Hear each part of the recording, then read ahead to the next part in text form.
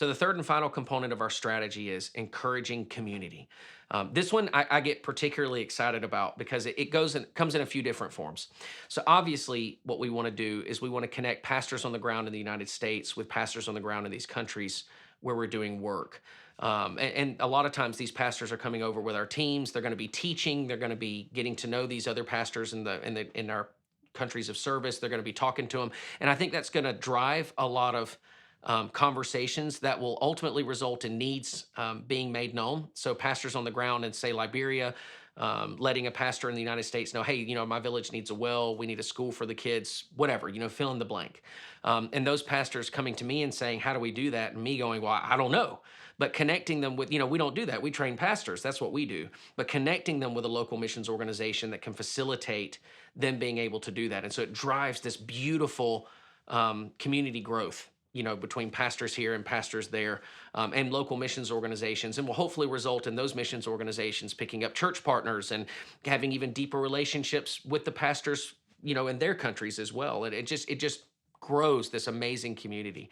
The second component of this will, of course, be growing the local Christian community in the areas where we're doing work. Look, I don't want to build a $500,000 school for bivocational adults to take classes on Tuesday and Thursday nights, right? Like we want these things to be open 7 days a week, with church on Sunday, serving the local community and meeting needs that exist. So, for example, in Liberia, when we spoke to our partners in that country, we talked about, some of the needs that exist in their local community. And that's why the site not only has facilities geared toward education, pastoral training, and then church services on Sunday. But it will also have concrete production facility. It'll have a bakery that'll serve the local community in providing food and bread. Gas is $40 a gallon, so they can't drive to the grocery store. You got to walk, to where you're buying your food. So that's going to be really helpful. It'll have a pastoral retreat center for the pastors to come and pray and get away. It'll have dormitories for the pastors and their families to stay in when we have those teaching teams or conferences or anything else they have. It'll have children's ministry and student ministry facilities as well. So we're talking about basketball courts, soccer fields, playgrounds.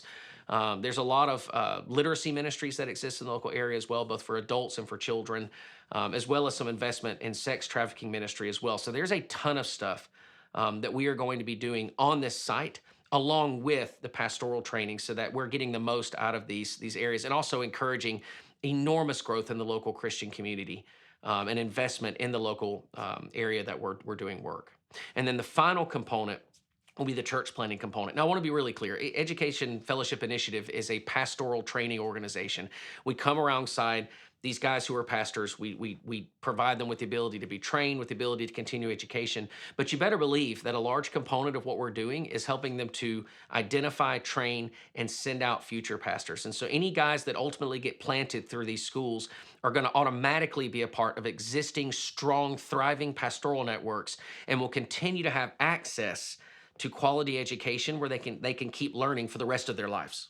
That's the win in encouraging community. All these different things taking place just through building, these schools all around the world.